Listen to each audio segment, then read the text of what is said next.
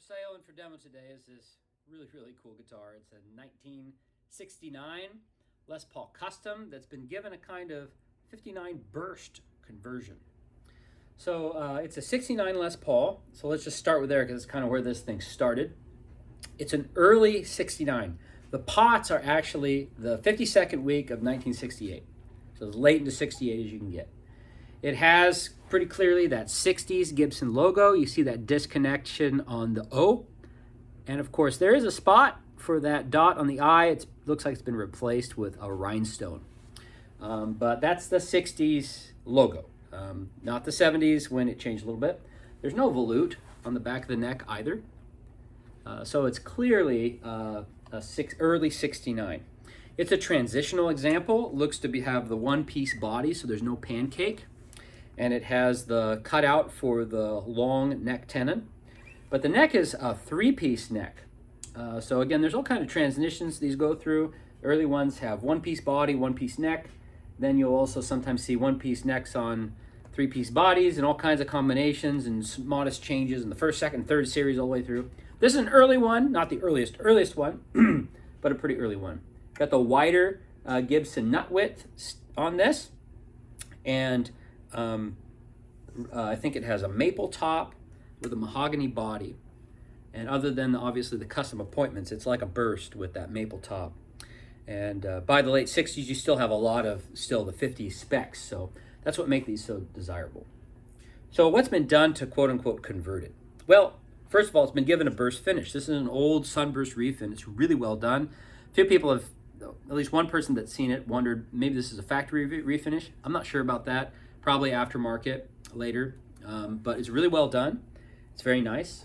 And you know, with that sunburst, kind of gives you that kind of more of a plain top Les Paul burst look. The pickups are late 60s patent number stickers. So they would be right for a 1969 Les Paul Custom. The covers are gold, but the gold has mostly worn off or been taken down so that it just looks like a nice aged nickel, which would be more of a 59. It's got a chrome, probably 70s, I would guess, wrap tailpiece, as well as an ABR1 bridge with a wire and brass saddles. It's probably also late 60s. The plastics on these, I'm not exactly sure. I know the pickup rings are from the 70s, it looks like. And I would guess that with the poker chip. I'm not sure about this pick guard. It might be older, but my guess, if I had to guess, would probably be 70s. It looks like a lot of this work was done in the 70s. It's been given Grover tuners. So that's been done to the guitar. There's no headstock brakes. There's no neck brakes. Just the refinish, original finishes in the cavity. We've got original pots with the Sprague capacitors. And yeah, it's a great guitar. It's not light. These Les Paul Customs were not light. I don't have an exact weight, but this is not a featherweight, so be aware of that. Yeah, it's a great guitar.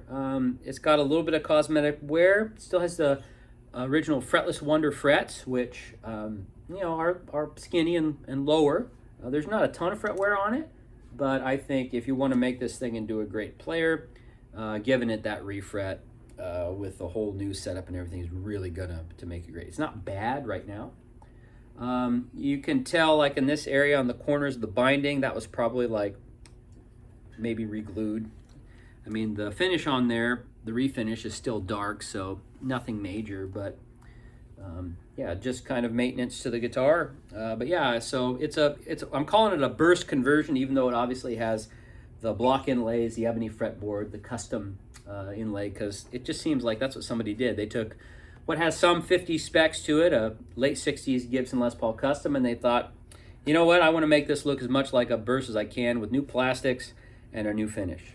So it's a 1969 Gibson Les Paul Custom. It sounds beautiful, glassy, clean. It's one of the best sounding, especially neck pickups I've ever had on a guitar. Anyway, thanks for checking out. It's 1969 Les Paul Custom Quasi 59 burst conversion.